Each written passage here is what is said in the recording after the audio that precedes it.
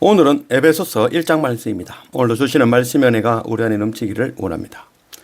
우리가 앞서 보았던 고린도 전후서는 고린도 교회가 당면한 그런 문제들에 대한 해답을 사도 바울이 전한 편지, 그리고 갈라디아서는 갈라디아 지역에 흩어진 교회들에게 율법주의자들의 그 잘못된 가르침과 복음에 관하여 변정하는 그런 편지였죠.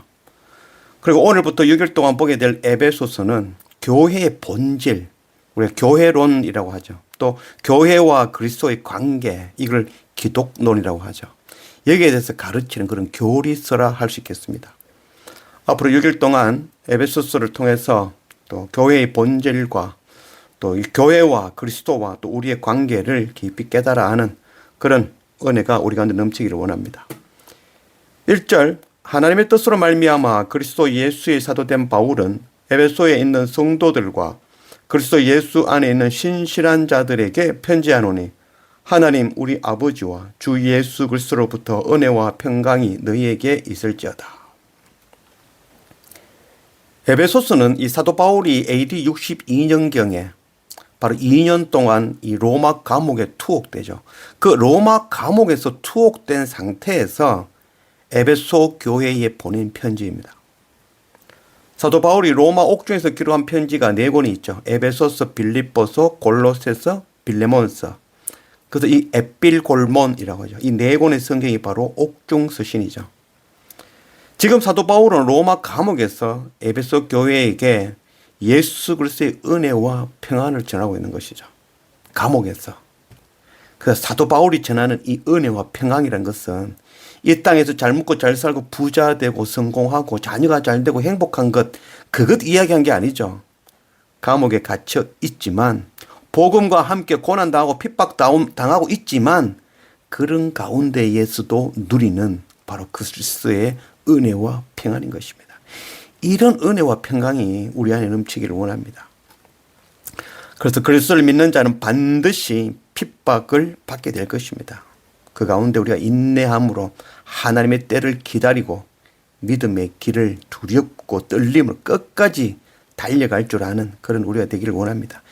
이런 은혜가 정말 우리 심령에 넘치기를 원합니다. 3절, 찬송하리로다 하나님 곧 우리 주 예수 그리스도의 아버지께서 그리스도 안에서 하늘에 속한 모든 신령한 복을 우리에게 주시되 이는 그가 사랑하시는 자 안에서 우리에게 거저 주신 바 그의 은혜의 영광을 찬송하게 하려는 것이라.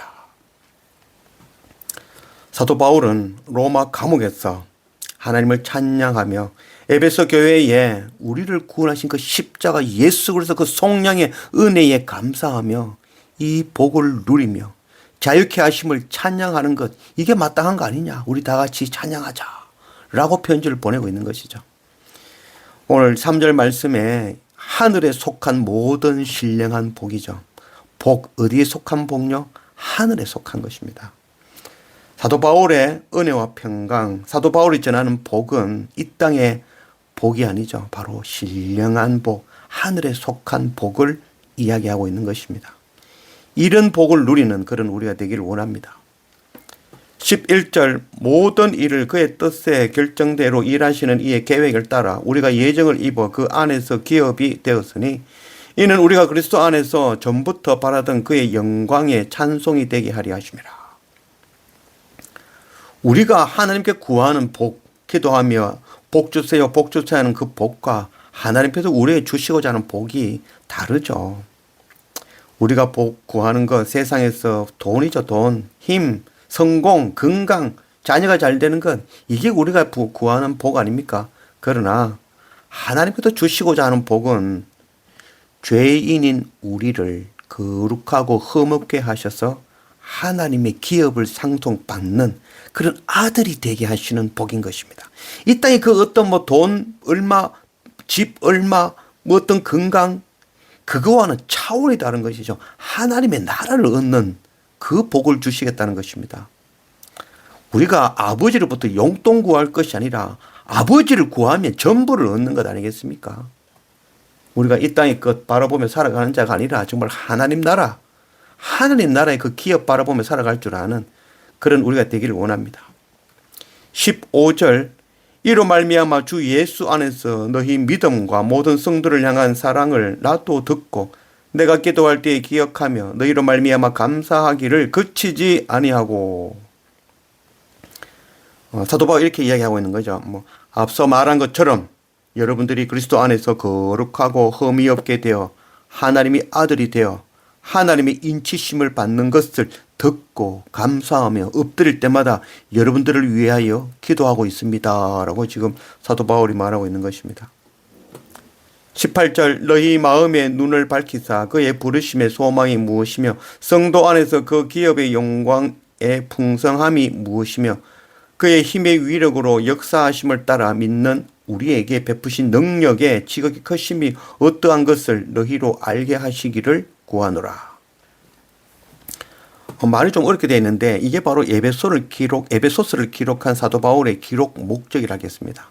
하나님께서 우리에게 지혜와 계시의 영을 주셔서 우리로 알게 하는 것. 첫 번째는 바로 부르심의 소망이 뭔지를 가르치고 싶고, 두 번째는 그 기업의 영광의 풍성함이 무엇인지, 셋째는 능력, 하나님의 그 지극히 크신 능력에 대해서 우리에게 가르치겠다라는 것이 바로 이 에베소서를 기록한 목적이죠. 이것을 에베소 성도에게 알게 해달라고 지금 사도 바울은 기도하고 있다라는 거죠.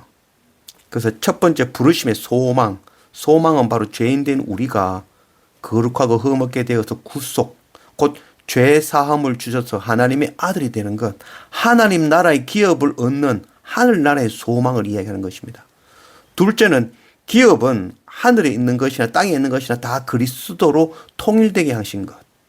세 번째, 그의 능력, 지극히 크신 하나님의 능력. 이 능력에 대해서는 바로 20절 말씀이죠.